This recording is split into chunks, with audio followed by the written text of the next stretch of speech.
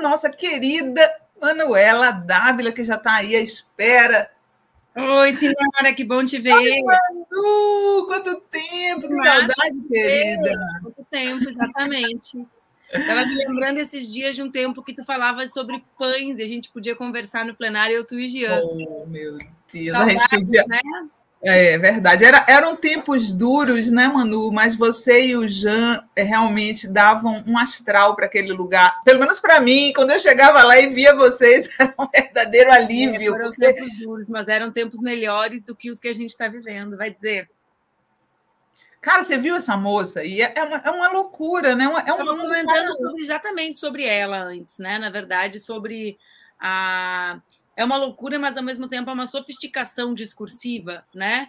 Muito grande, porque eles roubam atributos que nós construímos socialmente, como a possibilidade das pessoas se identificarem a partir daquele gênero com o qual vivem a vida, entendem o universo, então eles enfrentam, né? Eles comem, é como se fosse fagocitose. O pessoal da biologia me corrija se eu estiver errada, minhas parcas memórias do meu tempo escolar. Tá certo, né? Fagocitam.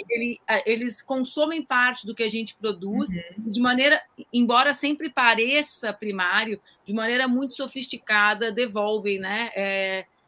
E convencem as pessoas, né, Sinara? É isso que a gente tem visto. O pessoal está perguntando se eu estou com cabelo branco, eu estou com cabelo natural, gente, assim que ele é. É porque você tinha descolorido, né? Eu faço...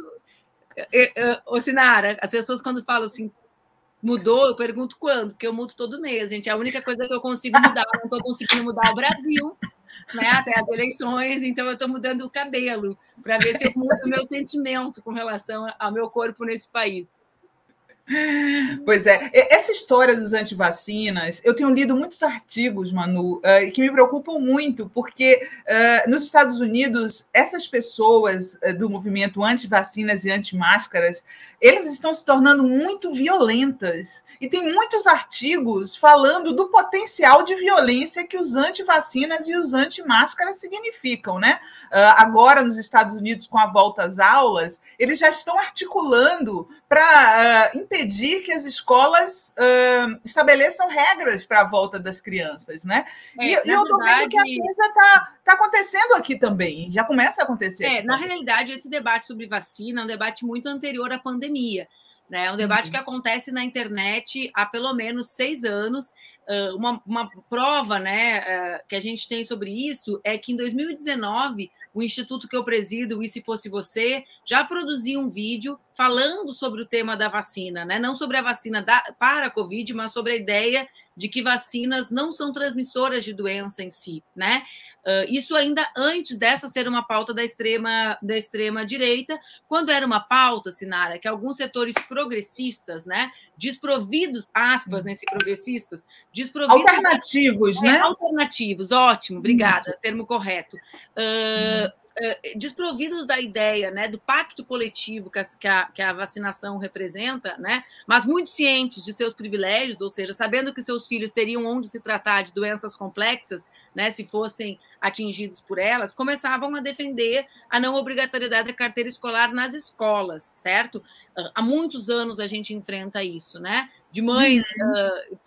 E aí a extrema-direita no planeta se apropriou de um debate, né, que acontecia, digamos assim, de maneira lateral nesse ambiente virtual e transformou esse debate num debate central. Eu digo isso porque essa é uma das minhas grandes preocupações. Não o que a extrema-direita faz, mas porque nós não respondemos o tema da vacina. Tu entendeste? Exato. Por quê? Porque não é não legítima, ou seja, é legítima a dúvida de pessoas que não produzem ciência sobre a produção do conhecimento científico. E é uma obrigação de quem produz ciência garantir que as pessoas compreendam os pactos aos quais elas se submetem. E é por isso também que a gente defende a democratização da universidade, né? Não só da porta de entrada, mas por causa da porta de saída, do conhecimento ser mais democrático.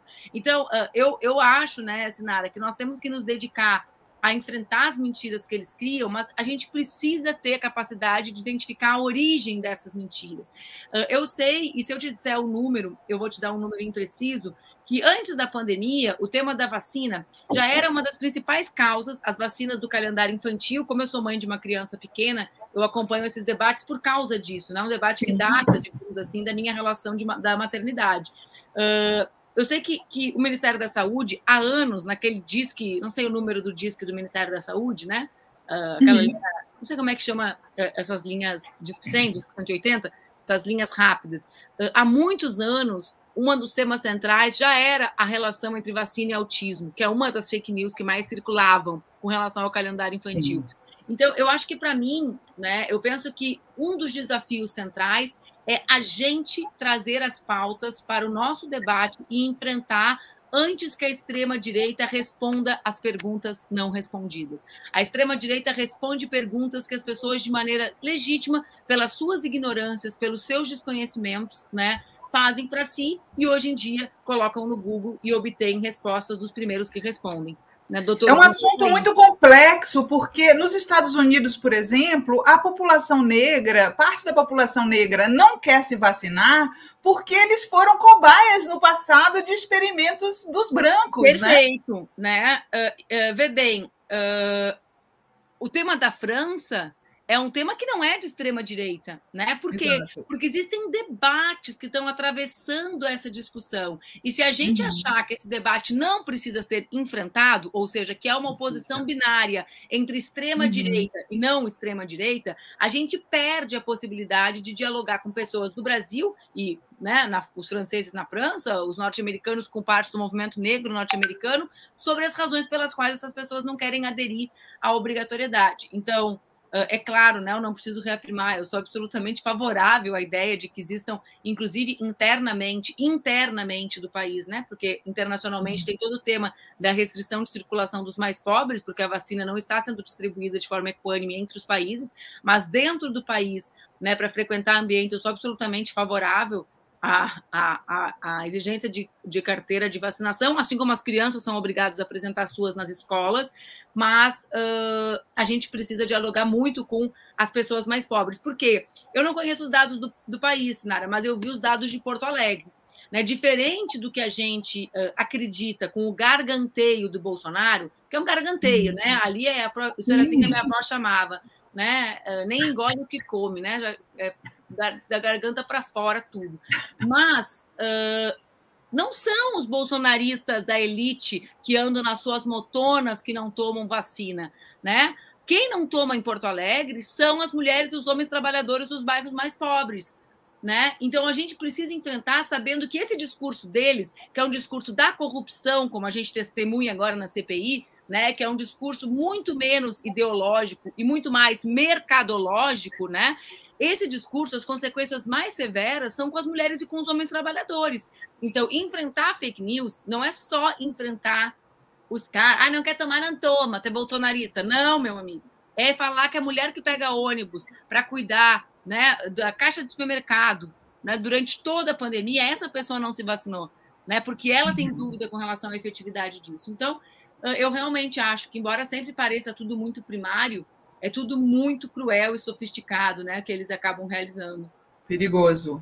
Manu, eu queria mostrar aqui um tweet teu de junho. Coloca aí, Guilherme, para a gente, por favor. Estou me sentindo investigada agora. Agora você está no arquivo confidencial. Exato. Ontem à noite, em um debate, me perguntaram se eu não sinto vontade de desistir. Sim, eu sinto. Todos os dias. Ao contrário do que muitos pensam, a violência política está cada vez mais intensa. O último mês foi muito agressivo e me impactou muitíssimo. Eu me lembro bem o que aconteceu. Você foi atacada e sua filha foi exposta por pessoas do seu convívio, né, da escola dela. E eu queria te perguntar, Manu, e agora, como é que está a tua vida? Bom... na verdade, Sinara, primeiro tem uma premissa, assim, né, que eu acho muito importante falar. Agora ainda estava na casa de um amigo, eu estou trabalhando no Rio e fui visitar um amigo e falava sobre isso com ele. Existe muito mais violência agora do que existia há 5 meses atrás, certo?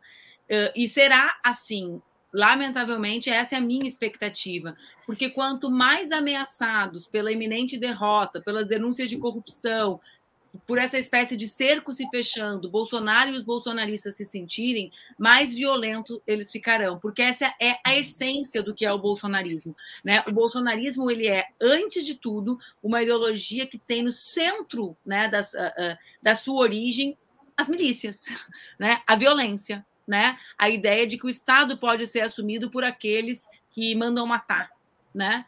Que organizam a política de morte, né? Era assim na ditadura, né? Essa era a ódio à ditadura do Bolsonaro. O Bolsonaro não era alguém que fazia uma ódio à ditadura em função do projeto de desenvolvimento, das rodovias construídas, né? Não, era com relação à tortura, à morte e à violência. E isso tem crescido. Essa ideologia também carrega algo que é o ódio brutal às mulheres, né? A gente tem que retroceder a 2015, 14, 15, 16 e saber que o que pare o bolsonarismo no Brasil, digamos assim, é um movimento antinacional, antidemocrático e antipopular, que foi o golpe, mas que foi legitimado socialmente no nosso país a partir da misoginia. Então, não venham me falar que isso é identitarismo. O que fez as pessoas acharem que a Dilma era ruim na economia, né, a narrativa da direita colou, né? Concordo completamente. Porque eles usaram o machismo e a misoginia para colar. Era a pessoa que era mal amada e por isso governava mal. Era a pessoa desequilibrada e por burra. Isso... Era a pessoa limitada, né? Que são padrões que nós mulheres todas conhecemos nos espaços que ocupamos, né? Então, por que eu estou falando tudo isso? Porque eu sou, digamos assim, na lista dos odiados, né, eu ocupo um lugar de privilégio, né, digamos assim, eu pertenço, como cantaria o Roberto Carlos, pertenço aos 10 mais, né, de um clube que eu não pedi para ser sócia, que é o clube dos alvos Por que eles escolheram tanto? Só por você ser vice do Haddad? Não, é muito anterior a isso, né, muito anterior, o que eu e o Jean passamos, a Maria do Rosário, não tem a ver com 2018, parte da esquerda fazia de conta que a gente era culpado pela violência que a gente sofria. Mas eu mesma, as agressões contra mim começaram de maneira física quando eu estava grávida. Minha filha fez 6 anos. Né? Então, significa que eu estou falando de 7 anos que eu sou submetida a esse tipo de violência.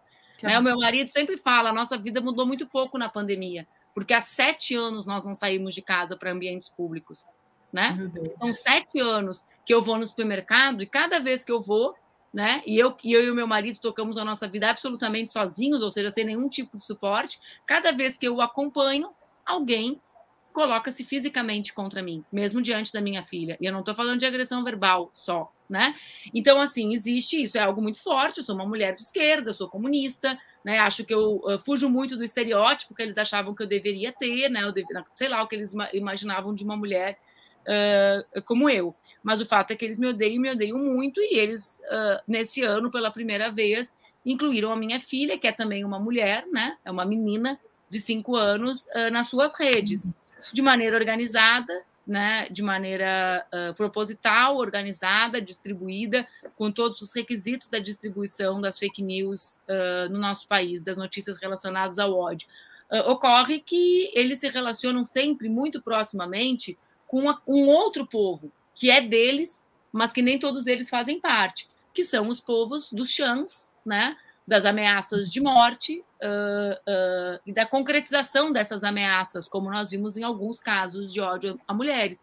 E objetivamente, eles resolveram envolver a minha filha nisso, né? A partir da ameaça que é... Houve alguma punição para eles? Não houve, né? Não houve. E são meses, né? E são ameaças recorrentes, né? Eu até falo sempre, Sinara, que me impressionou um pouco a reação das pessoas com o que eu escrevi em junho, porque a impressão que eu tive é que as pessoas acharam que aquilo aconteceu em junho. E eu estou falando de uma vida que há 7 anos, a minha filha foi agredida fisicamente a primeira vez aos 45 dias. 45 dias de idade.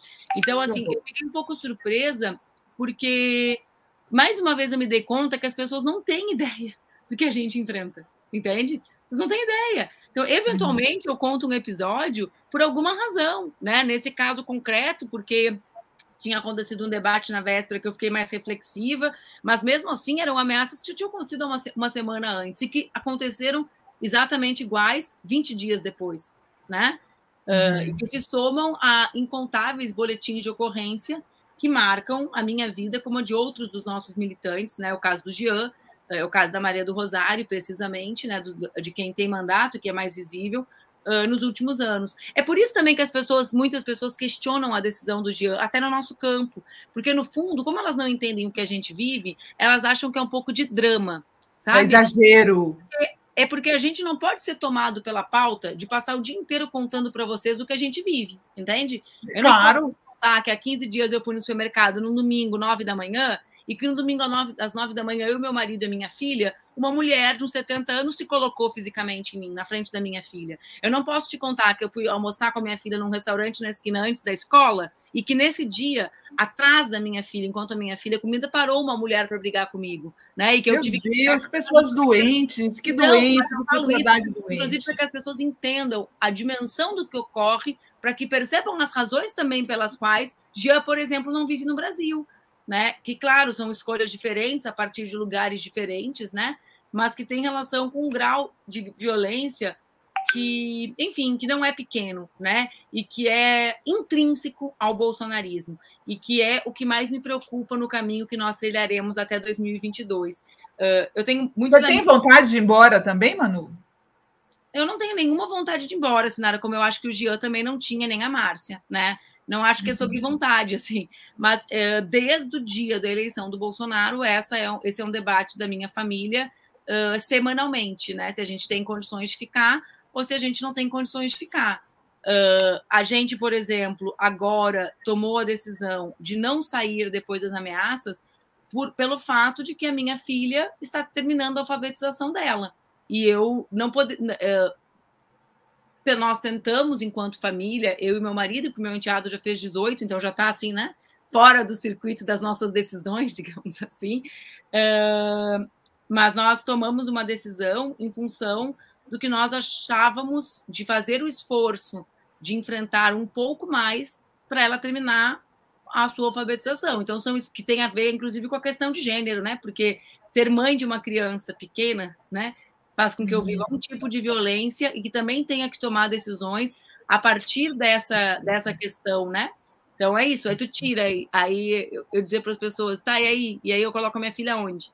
Né? Que é? Não é mais uma decisão de põe nas costas e leva embora, né?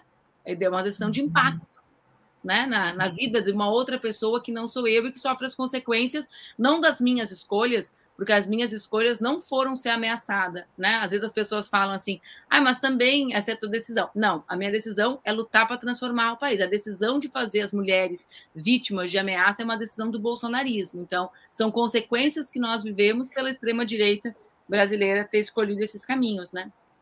A Leila Gomes está perguntando para você, Manuela, como você vê essa solidariedade à Tabata vinda da esquerda e nenhuma em relação a você e Marília Reis? Existe uma decepção dessa esquerda?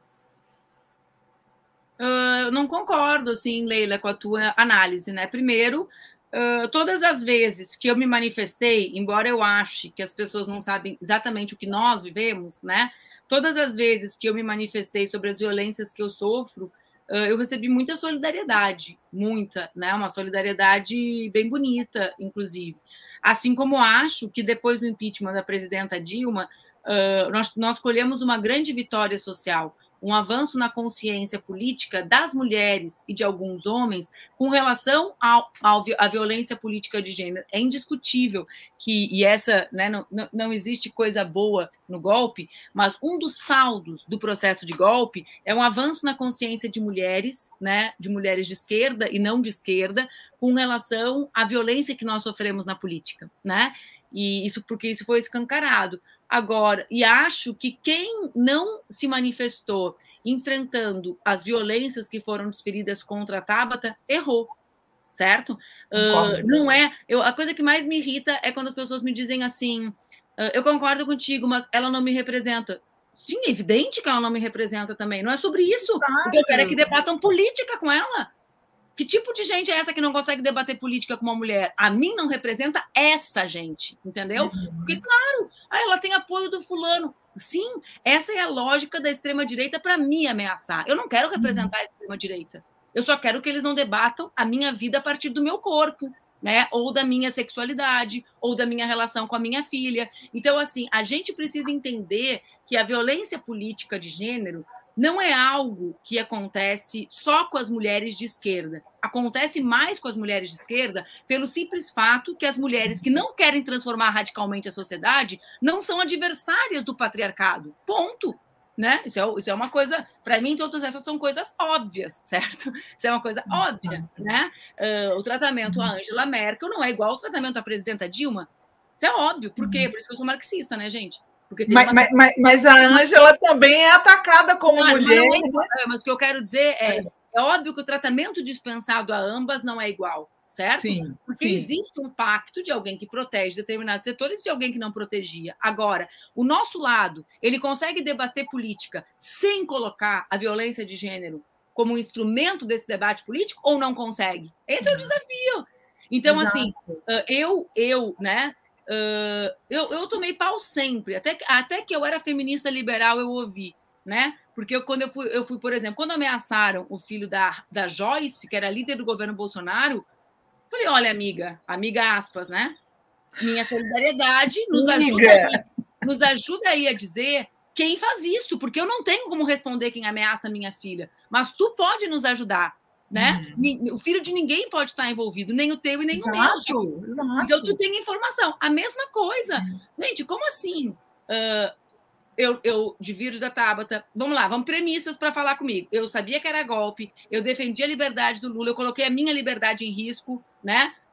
Para garantir que informações chegassem sobre o próprio presidente Lula, porque eu sofri uma violência brutal em função do episódio do hacker da extrema-direita. Esse é um dos temas que pautam a minha vida de 2019 para cá. Então, tudo bem, temos acordo. Sou contra a reforma da Previdência, contra a reforma trabalhista, contra o governo Bolsonaro, tudo isso, né? Não me decepcionei com a Tabata, porque uma vez eu ouvi uma frase muito boa do presidente Lula sobre uma outra pessoa, que é só se desilude quem se iludiu, né? Então, a Tabata, eu nunca vi ela se dizer socialista, nunca vi ela se dizer estou lutando. Ela tem uma pauta dela, que sempre foi no mesmo lugar, né? Coerente, né? Coerente. Exatamente. É uma pessoa trabalhadora, não defende o fascismo, menos, gente, entendeu? A extrema-direita tem que ser tratada assim, não tem mais tom, é todo mundo igual agora. Vão me dizer, não é todo mundo igual, gente. Né? Não é só preto e branco, a vida tem tons, né? Eu falei muito sobre essa história. O mais importante é não existe como a gente operar com a violência política de gênero. Não existe. Achem outros mecanismos, outras chaves de operação da política, entendeu? Não foi o que eu falei também, as pessoas não vieram para cima de mim com raiva, né? Quando que a gente vai poder discutir com uma mulher sobre política sem usar termos alusivos a gênero? Nós temos um país com com campeão de feminicídio e eu vou concordar que alguém disse que vai dar um soco na cara da Tabata até ser preso? Não vou concordar, não importa que seja a Tabata, aquela outra lá, Zambelli, não importa quem seja, isso não se faz, está errado. E é tão óbvio, né? Óbvio. Exato. Né? E sabe que eu estou coordenando um projeto meu, pessoal, assim, eu estou coordenando um clube de leitura muito legal. E uma das aulas que a gente teve no clube é outro assunto, mas tem a ver com ele, né? Como nesse mês a gente discutiu um livro sobre estupro, uma das aulas que a gente teve foi com um amigo meu, o professor Júlio Veloso, sobre a representação nas pinturas e na literatura do estupro, do rapto de mulheres desde 600 a.C., né? E aí a gente vê que a história da humanidade, muito antes do capitalismo, né, é a história fundada em mitos e práticas de violência contra o corpo das mulheres. E se nós marxistas não pensarmos que não é automática a emancipação das mulheres com a emancipação da sociedade, ou seja, não é automático, isso foi um ideal, foi um erro de alguns que achavam assim, tem o socialismo, está tudo resolvido, né? Essa volta para trás, que nos mostra que desde 600 a.C.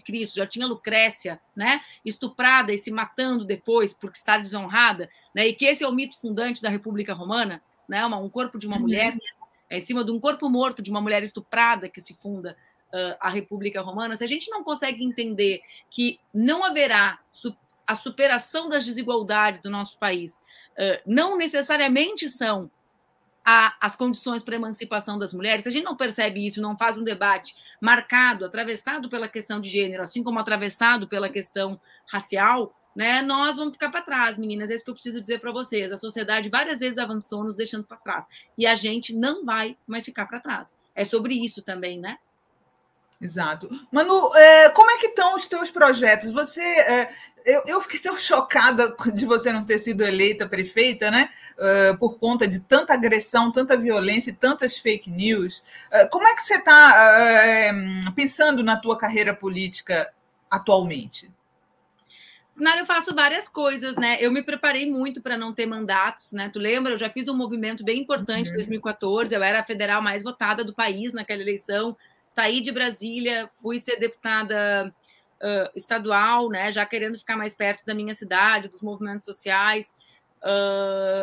E eu me preparei muito para o dia que eu ia deixar de ter mandato, porque eu não acho que a pessoa só faz política tendo mandato, eu não acho que ter mandato é a única e a melhor forma de fazer política, né? Então, eu não tenho mandato desde janeiro de 2019 e eu posso te dizer que eu nunca militei tanto, né? Desde um outro lugar, que é a sociedade civil, que é no debate com as pessoas, que é sem aquelas obrigações, né, de produzir legislações e de fiscalizar legislações, que são muito importantes, mas desde um outro lugar. A eleição de Porto Alegre foi uma eleição marcada por um nível de violência de gênero brutal. Quem não entende isso como uma marca da superação da extrema-direita, né? Também não entendeu muita coisa do que está acontecendo no Brasil. Não é possível pensar o bolsonarismo sem pensar a misoginia como um elemento central.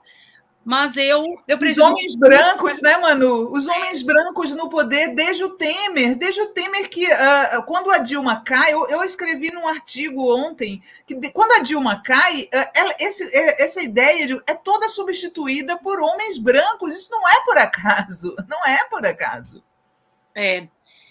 Então, assim, eu presido o trabalho de um instituto, que é um instituto de combate a fake news. Inclusive, eu estou no Rio, estava em Niterói, a gente vai firmar um convênio muito legal que o meu instituto vai executar, de transformar Niterói na primeira cidade que inclui o debate sobre desinformação na vida escolar, né, capacitando professores para enfrentar desinformação e fake news, um projeto que era um sonho meu e que foi atrasado pela pandemia, né, e que agora está voltando. Eu tenho várias iniciativas, né, como militante mesmo, envolvendo a literatura, envolvendo o debate político. Mas eu ainda não decidi o que eu vou fazer em 2022, né? Eu tomei uma decisão, né? Que é uma decisão que eu tomo por convicção política e necessidade pessoal, né? Que no meu caso as duas coisas convergem. Que é estarei empenhada em construir palanques unitários para derrotar Bolsonaro e o bolsonarismo. Atentem, não é uma coisa só.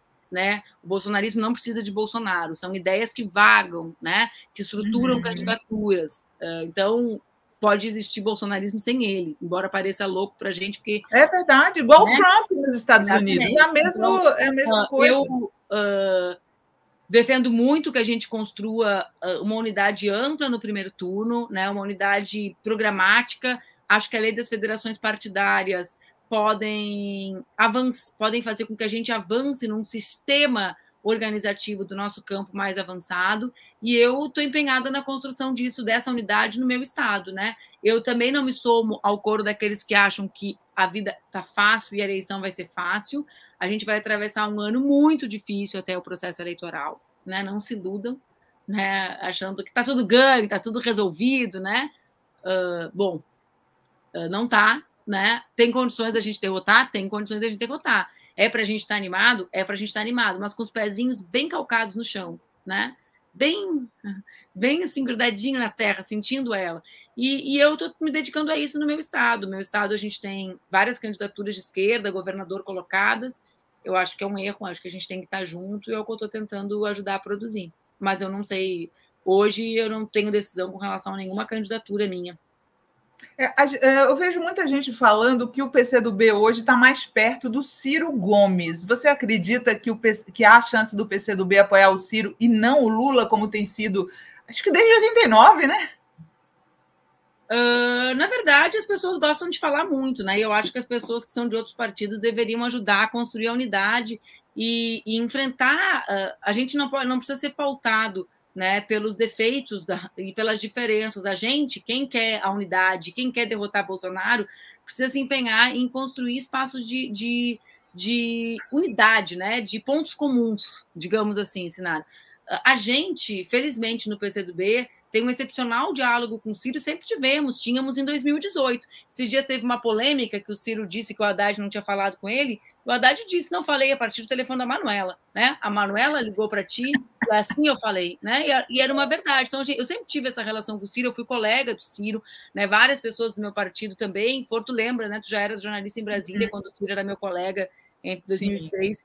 e 2010. Agora, o nosso debate não é um debate sobre o apoio ao Ciro, gente. É o debate da construção de uma frente que derrote Bolsonaro já. Entende? Porque é agora que a minha filha é ameaçada de estupro, não é em outubro de 2022. É agora que eu não tenho resultado policial sobre os inquéritos que ameaçam ela. Quando eu falo que é político e pessoal, para tentar fazer cair a ficha. É agora que tem 14 milhões de pessoas desempregadas. Então, a gente está prescindindo gente que quer derrotar o Bolsonaro. Quem está prescindindo não chama de fascista. Certo? Chama de outra coisa, adversário eleitoral, né? Eu entendo, Sinara, que a gente tem 2 desafios, e não um só.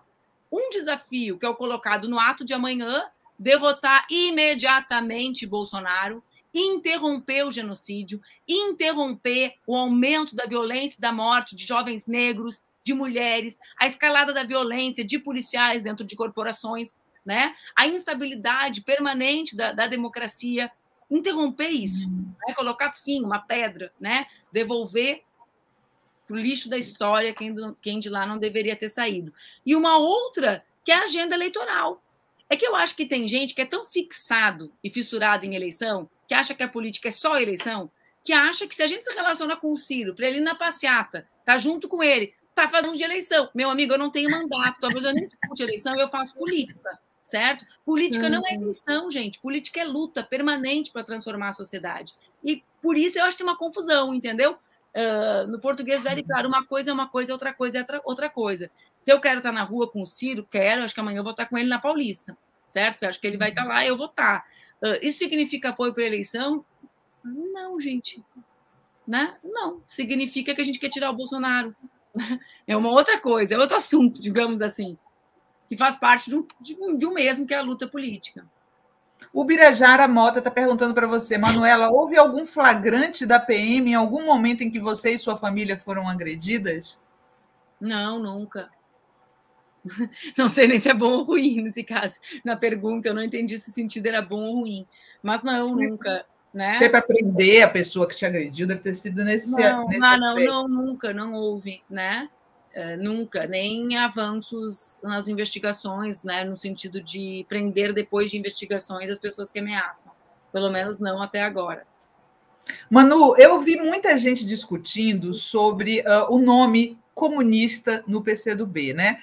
Eu já conversei com várias pessoas do PCdoB aqui, e o próprio Orlando já falou assim, se for para tirar foice e martelo, qual o problema? Qual o problema de mudar? Como é que você vê essa história da rejeição amalucada que o termo comunista, porque funcionou a campanha deles contra o comunismo, né? Eu tenho essa impressão. É que ela não é uma campanha de agora, né, Sinara? Essa é uma campanha, essa é uma batalha que se trava desde 1917, basicamente, né? A Guerra Fria foi sustentada a partir onde a gente tem um século, né, de disputa entre o que significa comunismo e o que significa capitalismo.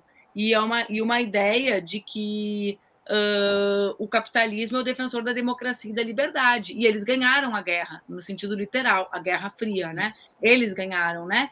Então, essa história é uma história contada por eles, que sonegam a informação de que os soviéticos que derrotaram o nazismo, né, que sonegam a informação de que os Estados Unidos financiou ditaduras sanguinárias na América Latina inteira, porque a democracia é uma roupa que serve para o capitalismo quando eles querem, né, que quando não querem eles não usam essa roupa, ou seja, a democracia liberal não é inerente ao capitalismo, não é automática, né? Eventualmente ela aparece, eventualmente. Vejam agora a situação do Brasil e o apreço que parte da elite brasileira ainda sente por Bolsonaro, mesmo com ele sendo... O que aconteceu aqui, meu Deus? Tá normal. Tá normal? Não, é que para mim tu sumiu, e para mim tu não tá normal. Apareceu minha tela, assim, com um monte de programa, projeto de... Meu Deus do céu, o que aconteceu? Não, tô te vendo.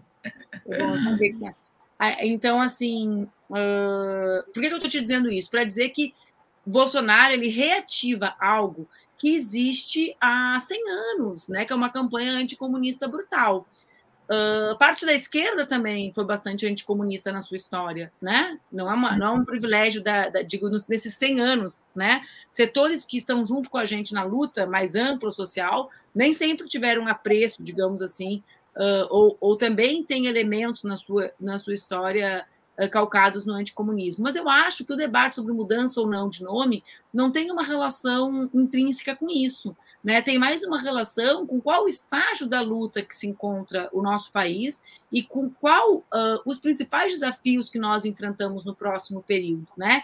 E qual a maneira de construir uma ferramenta mais ampla de luta para a classe trabalhadora no nosso país, nesse momento. E eu falo momento aqui, não na perspectiva conjuntural, não estou me referindo ao governo Bolsonaro, estou falando momento como um período histórico relativamente largo, né, de tentar construir um projeto de desenvolvimento para o país. E essa é uma outra coisa. Aqui eu estou vendo, né, o pessoal é muito agressivo, assim, e coloca tudo junto no lixo, mas eu vou aproveitar os comentários mal educados, né, pouco letrados, para puxar. Não estou nem vendo esses que você está falando aí. Eu vejo tudo, Sinara. Eu estou sempre inteira aqui, muito café, 7 cafés, assim, antes de... Mas por que eu vou aproveitar? Para dizer o seguinte, quando a gente fala em Projeto Nacional de Desenvolvimento, várias vezes a turma fala assim, o PCdoB defende isso, então é porque defende o Ciro. Não, a gente defende isso há muito tempo. Essa foi a razão... O Orlando me falou isso, que é anterior ao Ciro. O PCdoB, né? No nosso congresso de 2001, no Rio de Janeiro, já era um tema central. Foi a razão pela qual eu me filiei ao PCdoB, foi essa, há 20 e poucos anos. Então, às vezes as pessoas falam, essa palavra entrou na boca da Manuela, então é porque ela está defendendo o programa do Ciro. Não, nós do PCdoB, há muito tempo, aliás, tem gente que fez de conta que nem escutou eu falando isso em 2018, já era o centro da minha pré-candidatura, né? Essa ideia já era o centro e durou um largo período em que a gente tentou fazer esse debate. Então, Sinara, o que eu acho, te respondendo, né? Eu acho que que isso não é uma questão central, né? O nome, o símbolo, o que é central é qual é a forma de organizar mais setores, né, da sociedade brasileira para lutar por esse projeto, que não será um projeto de curto prazo. Eu não estou falando de uma eleição, eu repito, né, eu estou falando de um período largo, né, os chineses falam em ciclos de 100 anos, eu diria uns 30, porque a gente tem, já pensar em 30 já é uma loucura, né, para desenvolver o nosso país com o centro no que nós defendemos, que é a emancipação da classe trabalhadora, enfrentamento às desigualdades que marcam o nosso país, né? Sim. Manu, como é que você está vendo, né? Hoje teve essa história aí da Michele Bolsonaro, que eu até brinquei nas redes que no meu tempo isso se chamava tráfico de influência e era crime, né? Que ela intermediou empréstimos na Caixa para amigos. Não, no meu tempo isso se chamava, em primeiro lugar, chinelagem, né? Chinelagem, porque é o governo da chinelagem, né? É o governo assim que, além das grandes corrupções como a da vacina, é cheio de pequenas corrupções chinelas, né? São ladrões de galinha, né? Eu sempre falo isso. Eles são os ladrões de galinheiro, que a vacina comprova, grandes esquemas de corrupção, mas cercados por ladrões de galinhas, né? Então, assim, o que eu acho, em primeiro lugar? Eu acho uma chinelagem, né? Eu acho que é a prova, é a estatura. É todo mundo. É a volta do patrimonialismo total, né? Eles acham que são donos, né? Mas todo mundo.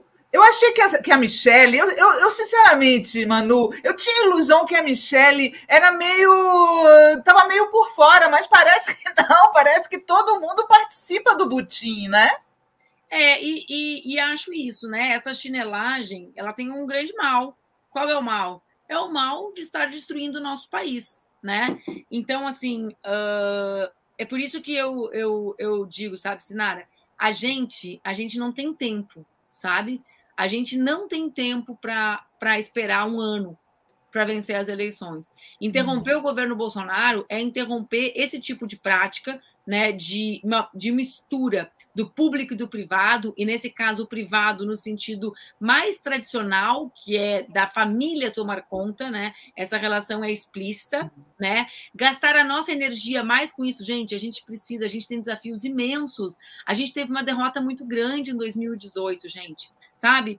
Eu às vezes fico pensando assim, que tanto tempo que as pessoas têm, né, para falar tanto sobre o Ciro e tão pouco sobre o projeto de governo que a gente quer ter. Eu quero saber qual é o nosso projeto de país para garantir que as mulheres brasileiras trabalhem.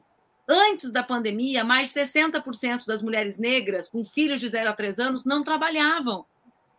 Para a gente falar com essas mulheres, a gente tem que ter proposta para essas mulheres, né? Então, acho que a gente precisa ter, né, na cabeça, o centro é derrotar, e 2, é derrotar para colocar o quê no lugar. E é esse o quê nosso que tem que se relacionar fortemente, né, com o enfrentamento ao bolsonarismo. É o que eu falava lá no início sobre a vacina. Eu tô muito, eu assim, Sinara, acho muito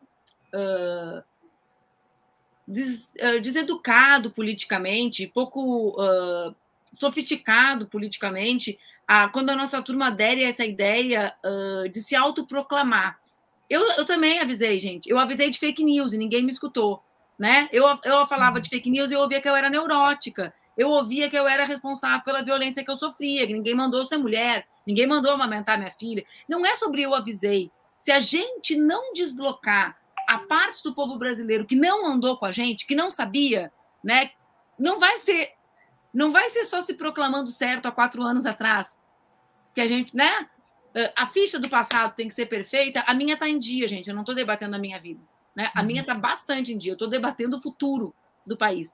E se a gente não tentar reconstruir espaços programáticos de aproximação com as camadas populares do nosso país, o que adianta? A gente fala, eu digo o nosso campo, né? Ou a gente, qual é a nossa relação que a gente vai estabelecer com a maior parte do público das igrejas evangélicas? São as mulheres negras trabalhadoras.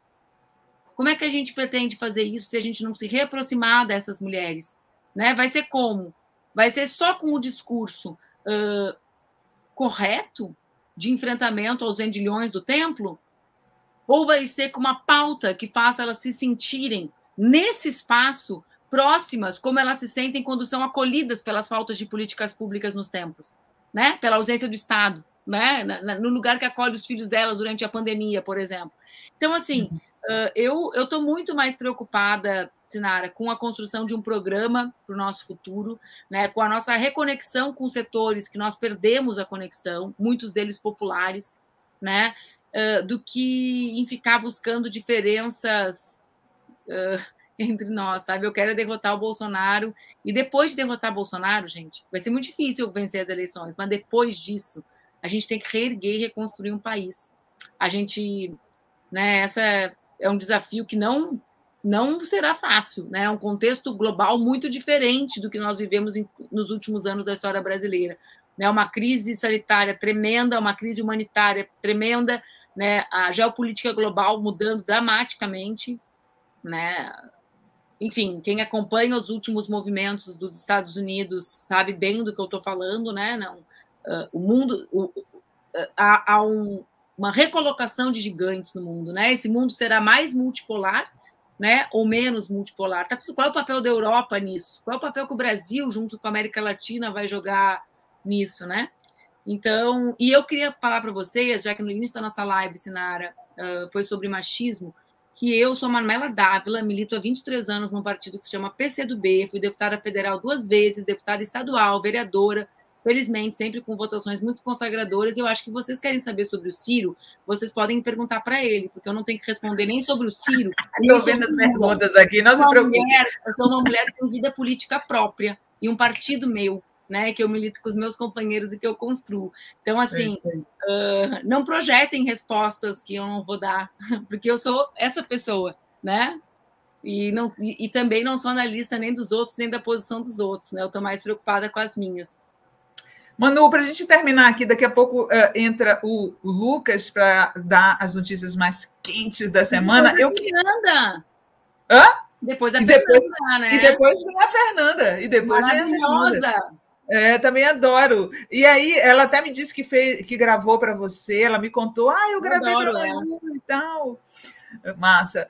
Eu queria perguntar para você sobre suas expectativas em relação à CPI da Covid. Você acha que a CPI ela tem chance de colocar o Bolsonaro em algum tipo de situação que a gente está esperando e colocando fé nisso?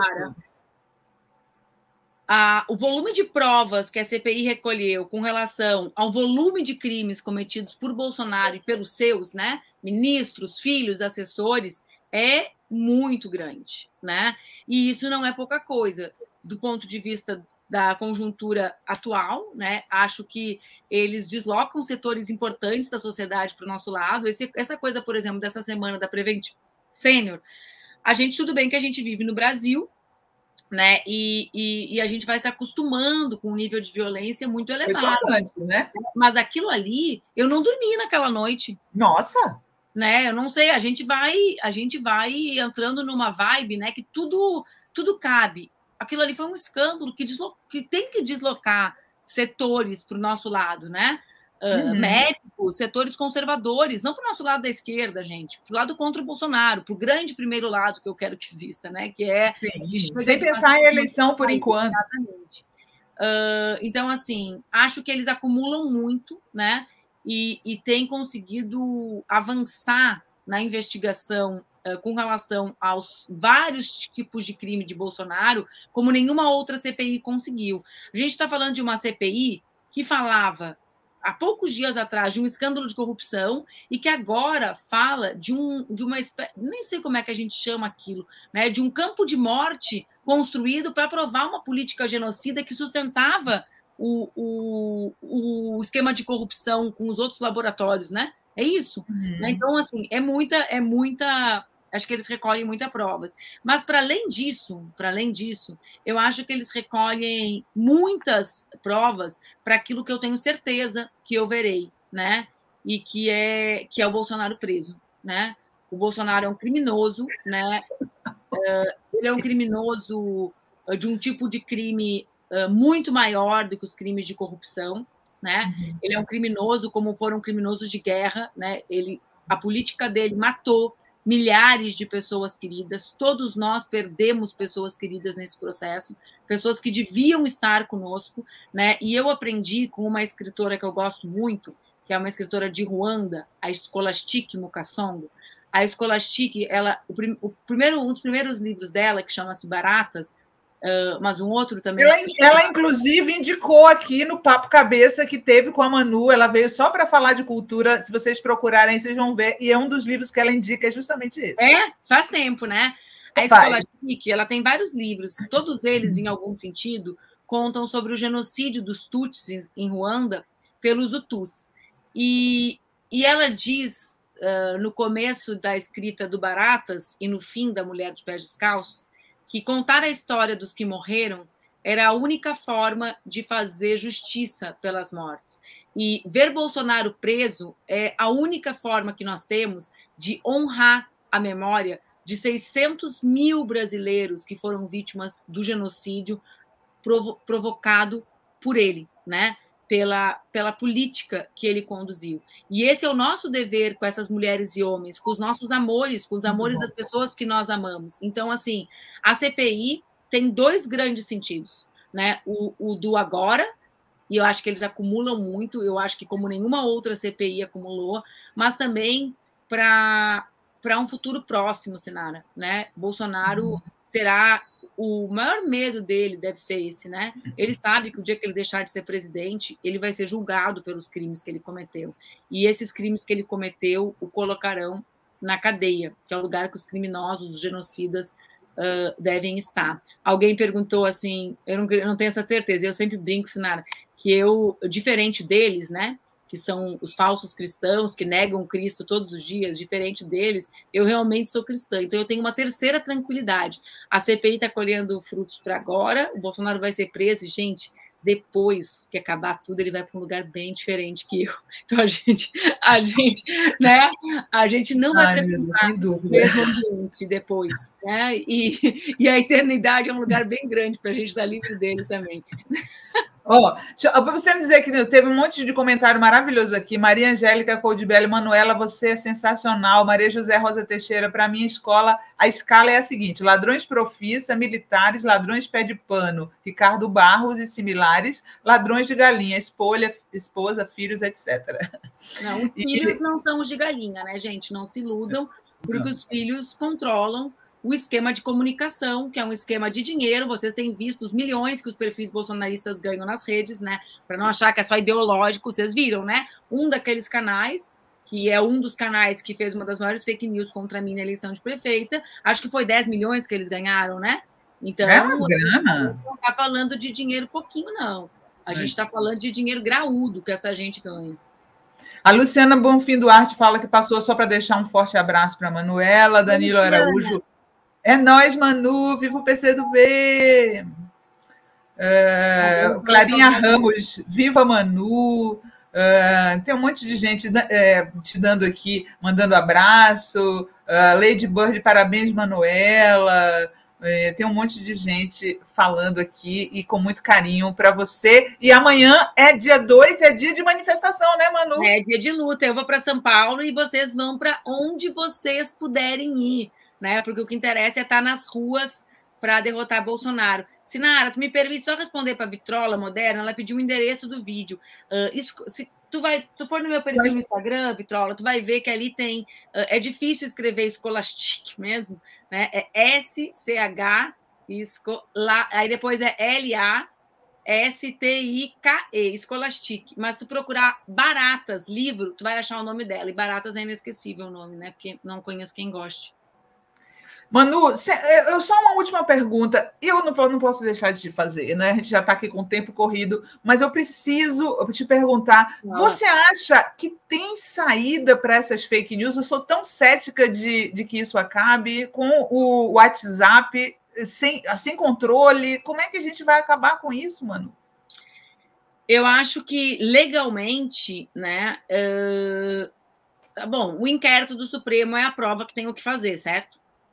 Né, que tem como descobrir quem tem que ser descoberto, né, Sinara? Porque existe aqui vários níveis disso que a gente está falando. O primeiro nível é o nível de produção e distribuição disso. E aqui é, digamos, o centro, né, onde circula o dinheiro e onde circula, digamos assim, o conteúdo para ser disparado.